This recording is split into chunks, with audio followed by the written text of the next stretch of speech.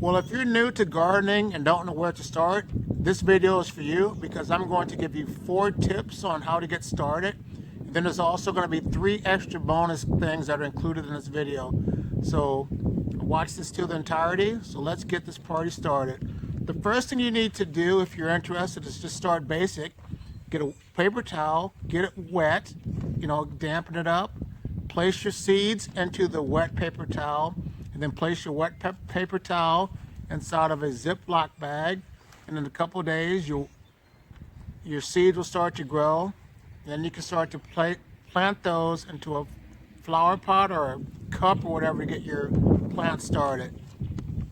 Number 2, what you can do is in your soil, use up grounded eggshells and place that into your soil for some added calcium to help with your soil.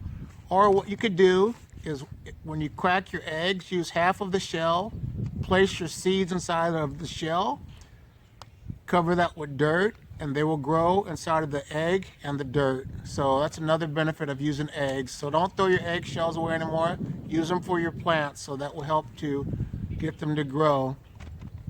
Another thing you can do is before you cover your seeds up with dirt, cut a banana peel up, place that into your soil, and that will add some extra calcium.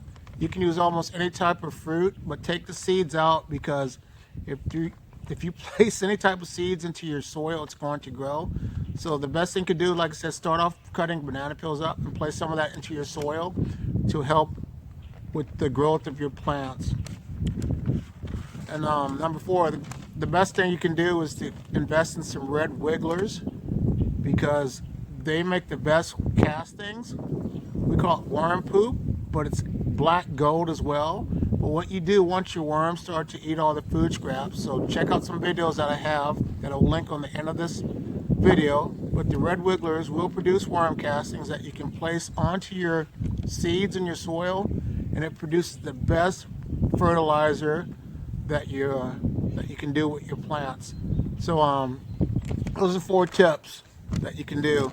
Now for bonus tips, if you have a garden and you don't have any fertilizer in it, what you can do is dig a hole in your soil, bury your food scraps, and then allow the worms and other critters to break your food matter down, and that will include extra benefits and nutrients and minerals to your soil. So look into that. And also, if you have, say you have rose bushes, tomatoes, or peppers, what you could do is get a spray bottle, add a tablespoon of Epsom salt and to a gallon of water, and spritz your tomatoes, peppers, and your rose bushes to help them become more fuller and healthier, because the magnesium helps with the control of the problems that your tomatoes might experience. So try that.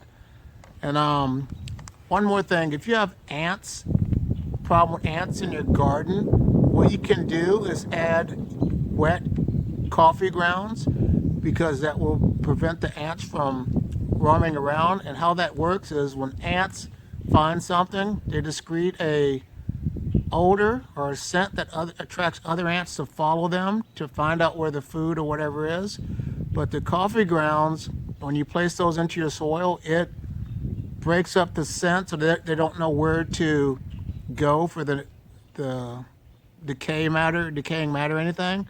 So try that. If you have not already, please subscribe to the video. I post weekly videos, and I just hope this video helped. Leave comments, because I want to know if you have experienced this before, because we're all learning, and with each other's help, we can become better and help each other out. I just want to say thank you for your time, and have a great day. Bye.